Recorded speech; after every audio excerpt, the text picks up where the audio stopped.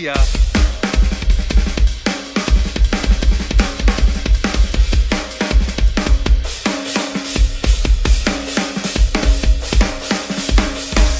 Mamma mia.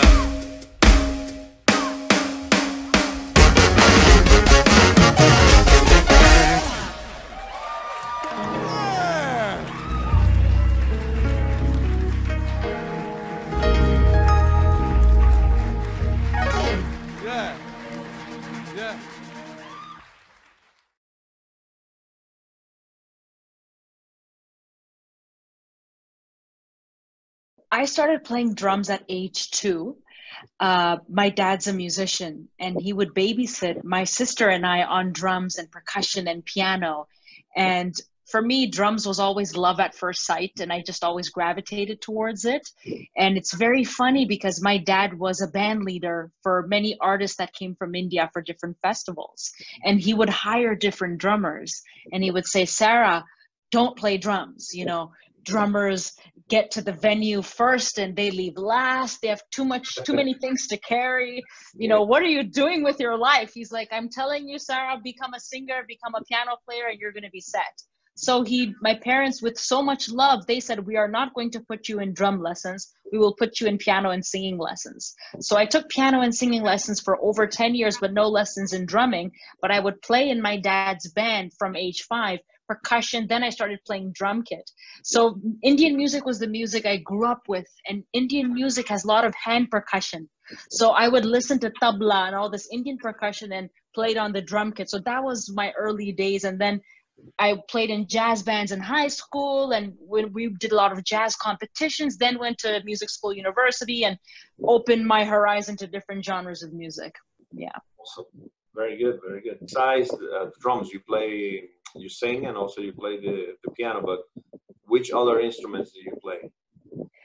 So when I grew up, I played a lot of hand percussion, like played a lot of tabla, dhol, a bunch of Indian percussion. And then I also studied a lot of Cuban and Brazilian music. Like I studied how to play conga, timbale, and all that kind of things. Now, more so, I don't do it much anymore, but I apply hand percussion rhythms to the drum kit. Yeah. So, yeah, I was watching some of your videos, and you play songo beats and yeah, and my favorites. Yeah. Where do you learn all that rhythm, in university or university? So in Toronto, I have been a versatile musician gigging, and in Toronto, music is very versatile. There's so many different cultures here. So to be a gigging musician, you have to know how to play Cuban music, Brazilian music, every kind of music. And we have venues in Toronto that's only for Latin music. So I grew up with a lot of Cuban people from Cuba, and I would sit with them and learn from them, and I went on tour with them. I also studied it in university, but it was also like just being on stage and learning from them and listening. Awesome. Very good.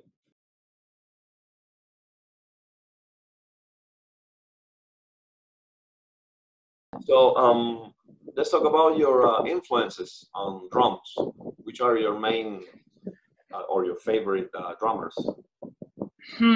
I would say I have so many, but if I have to narrow it down, I love Dennis Chambers. Dennis Chambers, Gary Novak, Billy Cobham, Tony Williams, Chris Daddy Dave, Daphnis Prieto. There's so many, but I would say for now I can say those. Okay, yeah, I can see your influences on your playing. Yeah. And let's talk about drum methods.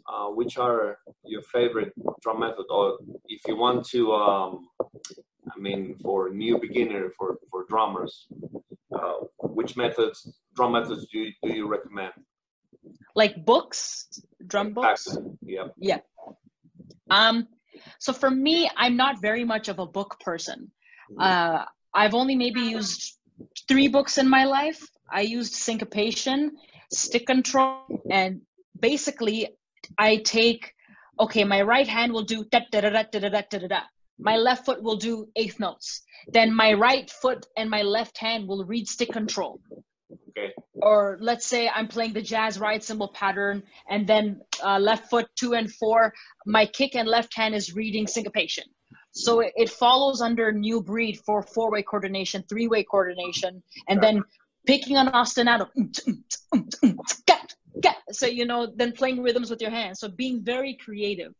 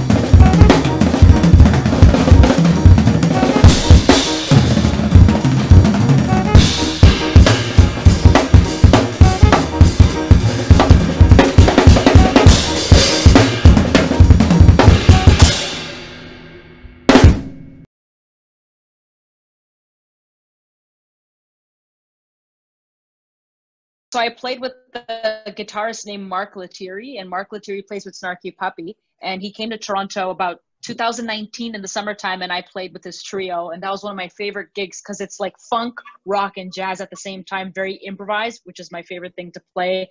I did that. That's one of my favorites. And then I toured with an artist. His name is Watsky, and he's a hip hop jazz fusion artist. And we did a 2-month tour in US and Europe. And every night I had a drum solo, and the audience was going, "Go Sarah, go Sarah!" And I was like taking a drum solo, so that was really fun too. you are an endorser of Yamaha drums, right? Yeah. Why do you like Yamaha? I mean, and let's talk about the drum sizes. What kind of sizes do you use on the drum set? So for drums, I love to use 20 kick, and then I have 8, 10, 12, 14, and sometimes 16, or I'll switch the 14 and the 16. And in terms of Yamaha drums, very versatile. Like any situation that you want to play, you can use Yamaha drums. And the thing is with Yamaha drums, there's attack, but then there's tone. And I love the hybrid of the two. And I use Absolute Hybrid Maple, and I also love the Live Oak and the Recording Custom because I feel like, again, it's that attack and then tone, the warmth. Very good.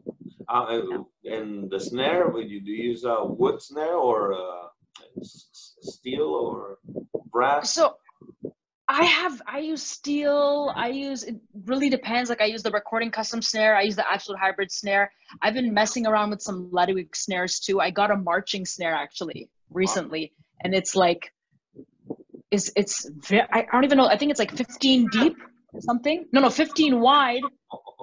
Yeah, like really, really deep. You can see it on my Instagram videos, like a very blue big snare drum. Yeah. There's a guy, a drummer, one of my favorite drummers. He died a long time ago. His name is Michael Lee. He used to play for Jimmy Page and Robert Plant and Thin Lizzy. And he used to have a Ludwig snare drum. It was very, very long snare. Yeah. Myself, I use very huge sizes. I play the drums, by the way. Okay, nice. I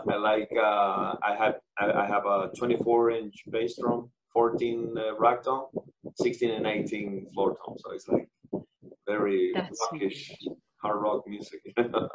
So that's the music that I like. But I love obviously jazz and Latin music like bossa nova and mambo, el ñañingo, la bossa nova, los hongos.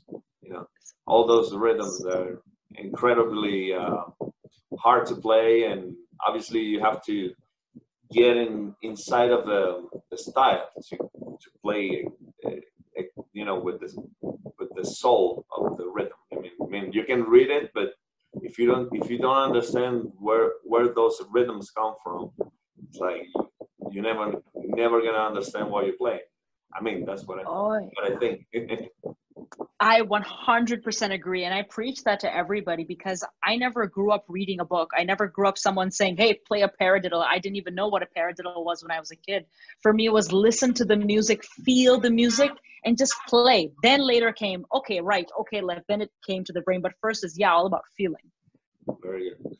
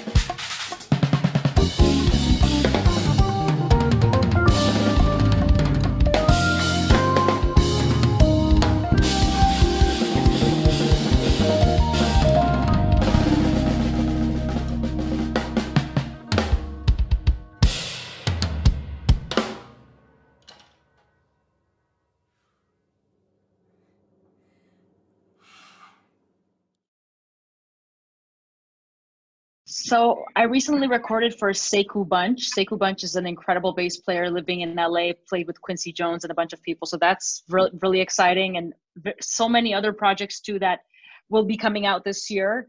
I'm also working on my own album, and it's going to be like some singing, some produced stuff, a lot of drumming. So I'm excited to get that out later this year. Cool. So it was a great honor, Sarah, and take care. And it was a great honor. Thank you. Honor is mine. Thank you very much. Take care. Bye. Bye-bye. Okay. Bye.